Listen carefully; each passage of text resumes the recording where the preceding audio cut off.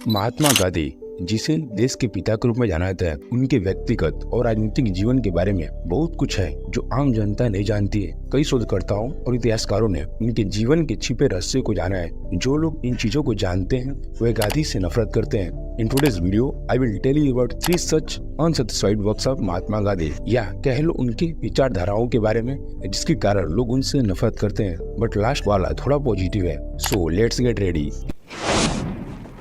Year 1938 में हुए कांग्रेस के हरिपुरा अधिवेशन में सुभाष चंद्र बोस को अध्यक्ष चुना गया।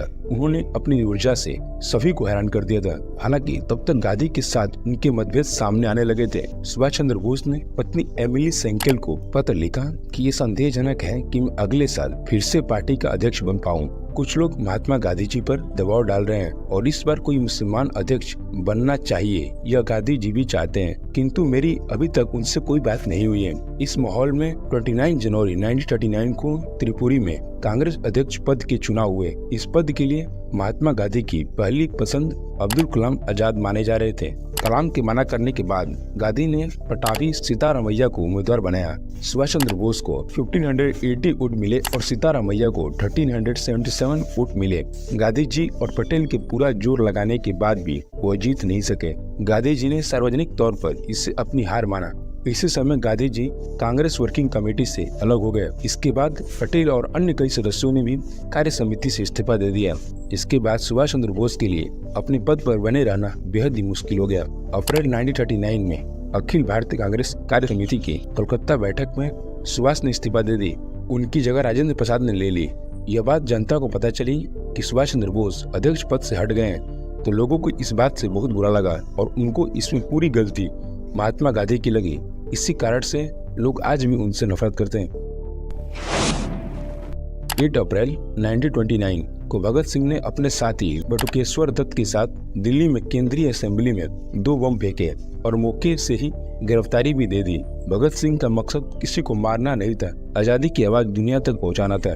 भगत सिंह, सुखदेव और राजगुरु को 7 अक्टूबर 1930 को फांसी की सजा सुनाई गई और तय तारीख से एक दिन पहले ही 23 मार्च 1931 को लाहौर जेल में फांसी दे दी गई थी। फांसी से 17 डे पहले ही यानी कि 5 मार्च 1931 को वायसराय लॉर्ड इरविन और महात्मा गांधी के बीच एक समझौता हुआ, जिसे गांधी इरविन पैक्ट के नाम से भी जानते हैं। समझौता की प्रमुख शर्तों में हिंसा के आरोपियों को छोड़कर बाकी सभी राजनीतिक बंदियों को रिहा किया जाना शामिल था। इसके अलावा भारतीयों को समुद्र किनारे नमक बनाने का अधिकार, आंदोलन के दौरान जब्त संपत्ति वापस किए जाने जैसी बातें शामिल थी। इसके बदले में कांग्रेस ने सविनय अवज्ञा आंदोलन स्थगित कर दिया और दूसरे गोलमेज सम्मेलन में जाने को राजी हो गए। इतिहासकार एजी नूरानी अपनी किताब the trial of Bhagat Singh के 14वें चैप्टर गांधीज ट्रुथ में कहते हैं कि भगत सिंह का जीवन बचाने में गांधी जी ने आधे अधूरे प्रयास किए। भगत सिंह के मौत की सजा को कम करके उम्र कैद बदलने के लिए उन्होंने वायसराय से जोरदार अपील नहीं की थी।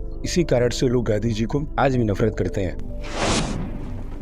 वैसे में लोग देश के विभाजन के पीछे गांधी जी को मुख्य दोषी मानते हैं, लेकिन मुझे ऐसा पर्सनली नहीं लगता है। आइए जानते हैं मेन सीक्रेट क्या थी।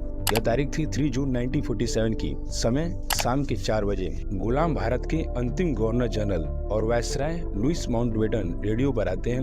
वो भारत की आजादी का दिन यानी 15 अगस्त 1947 के साथ देश के बंटवारे का भी ऐलान करते हैं। इसे माउंटबेटन प्लान कहा गया। इसके साथ ही शुरू हुआ दुनिया का सबसे बड़ा प्लान, यानी किसके अगस्त 1947 से लेकर मार्च 1948 के बीच 45 लाख हिंदू और सिखों को पाकिस्तान छोड़ना पड़ा। इसी तरह सरहद से इस पार से करीब 60 लाख मुस्लिम भारत छोड़कर उस तरफ चले गए। कुल मिलाकर 1 करोड़ से ज्यादा लोगों को अपने घर छोड़ने पड़े। आज आजादी के 75 साल बाद भी यह सवाल पूछा जाता है कि बंटवारा क्यों हुआ, क्या महात्मा गांधी इसके लिए जिम्मेदार थे?